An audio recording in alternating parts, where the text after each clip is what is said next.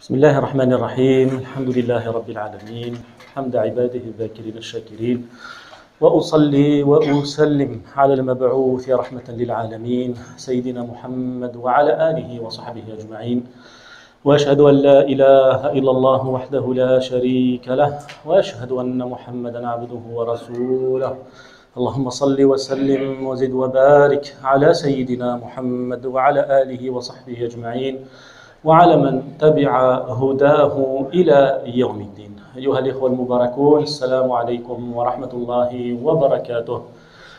Continuons avec notre série Kallimni anillah wa hadithni anillah. Parlez-moi de Dieu. On va parler aujourd'hui de la grandeur de la miséricorde divine. عن سعة رحمة الله تبارك وتعالى. في حديث ابن عمر قال النبي صلى الله عليه وسلم إن لله 100 رحمة.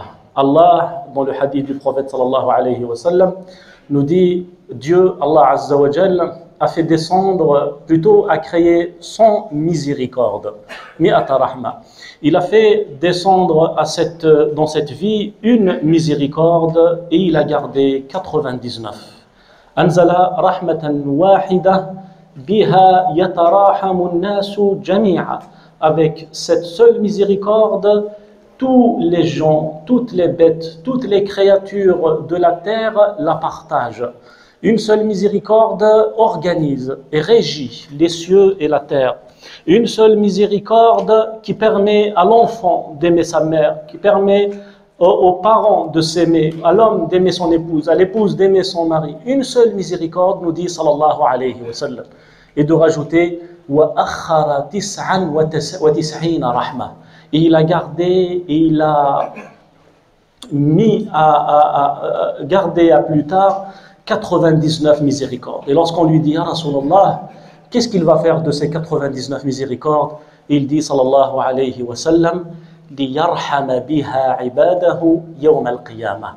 Ces 99 miséricordes restantes pour accueillir et pour pardonner et pour faire miséricorde à ses serviteurs le jour dernier. Ça nous donne un aperçu de cette grandeur, de la grandeur de cette clémence, de la grandeur de cette miséricorde. Une seule miséricorde a fait ses effets, alors qu'en est-il de 99 miséricordes? Dans une autre version, le Nabi sallallahu alayhi wa sallam nous dit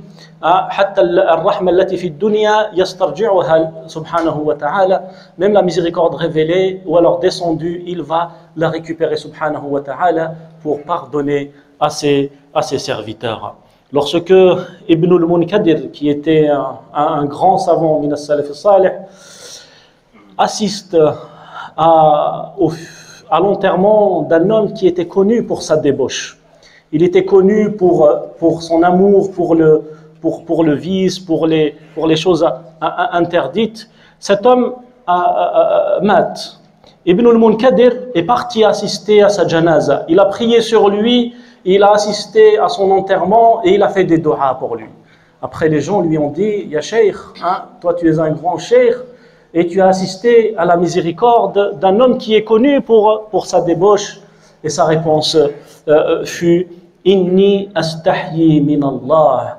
J'ai honte que Dieu me voie dans une posture où je fais apparaître aux gens que la miséricorde d'Allah Azza wa Jal peut ne pas toucher l'un de ses serviteurs et l'un de ses créatures.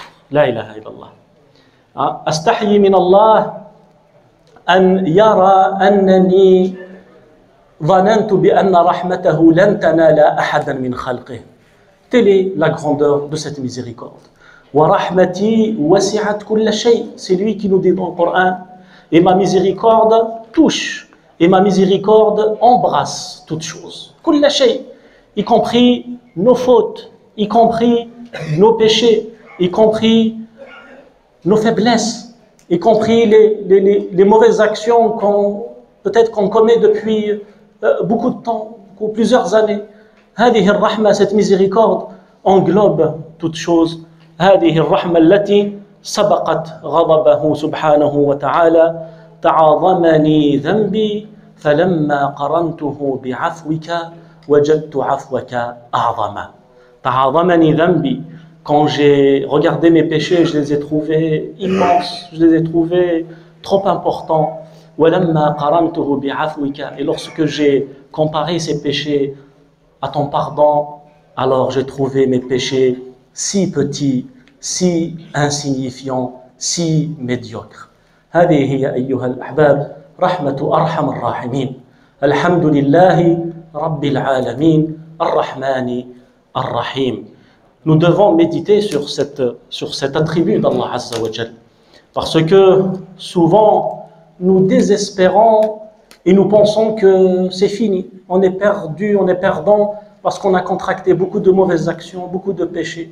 Mais, كما قال أحد الفقهاء أن يظن المرء بأن رحمة الله تبارك وتعالى لن تنال ذنوبه هذا الظن أعظم من الذنب الذي اقترفه.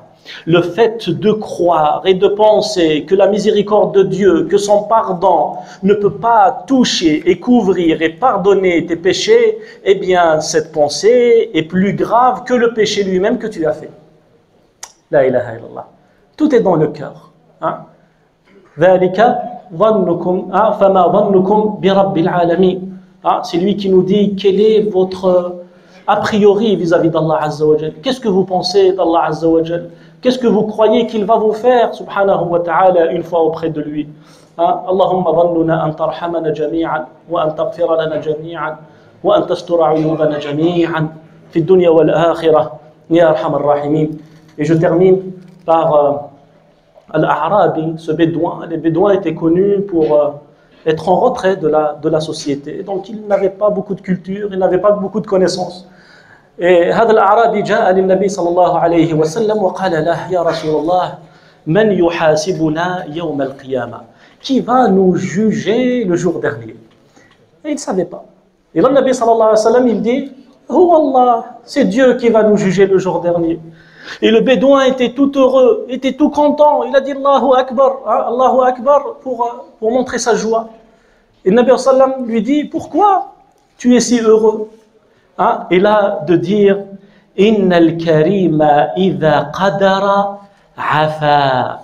Le tout généreux, quelqu'un qui est bon, quelqu'un qui est généreux, quelqu'un qui est clément, lorsqu'il peut punir quelqu'un, eh bien, il lui pardonne.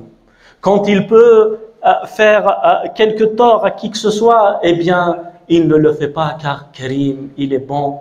Et le Nabi sallallahu alayhi wa sallam, le prophète sallallahu alayhi wa sallam, de sourire et de dire Faqih al-rajul, il a tout compris.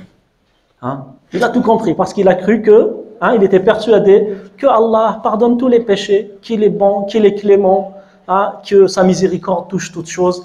Et bien cela suffit pour que le prophète sallallahu alayhi wa sallam dise de lui qu'il a tout compris et qu'il est quelqu'un qui a compris l'essence de cette belle religion. Falhamdulillahi Rabbil Alamin. Nous accueillons ce soir notre ami Michel qui nous fait l'honneur de venir de l'église Notre-Dame de la Paix de Villeparisis. Il a tenu à vous souhaiter Ramadan Karim et nous l'accueillons et notre mosquée, alhamdulillah, est ouverte et restera ouverte à tous nos concitoyens.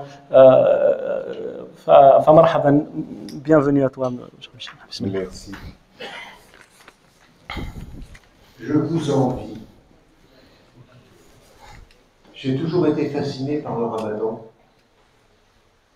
Bon, je ne sais pas si je peux le faire, ça me fera peut-être du bien. Enfin bon. C'est quelque chose que les chrétiens ont perdu, ou n'ont peut-être jamais eu. On a nos exercices, en ce moment c'est carême, c'est pour ça que je suis tout seul. D'ailleurs, c'est pas la seule raison, mais c'est aussi pour ça que je suis tout seul. On fait nos exercices, mais c'est chacun dans son coin. Et dans une espèce de pénitence, de repentance, de tristesse. Ce que je vois ici, c'est pas facile le Ramadan, il faut le faire. C'est un effort, mais c'est un effort qui se fait au sein d'une communauté. C'est un effort qui se fait dans la joie de faire effort pour son Seigneur. J'arrive à un âge où on n'a plus beaucoup d'illusions. Je suis persuadé que l'Occident, cet Occident dans lequel nous vivons tous ensemble, va à sa perte s'il ne retrouve pas très vite le chemin de ses efforts, de cette vie en commun, de cette joie. C'est votre mission que de nous l'enseigner. Merci beaucoup, merci cher Michel. بارك الله فيكم أيها الأحباب. نسأل الله تبارك وتعالى أن يتقبل منك ومنا ومنكم وأن يحفظنا جميعا وأن يهدي قلوبنا لكل خير وأن يوفقنا لكل خير إنه واسع المغفرة وواسع العطاء. بارك الله فيكم.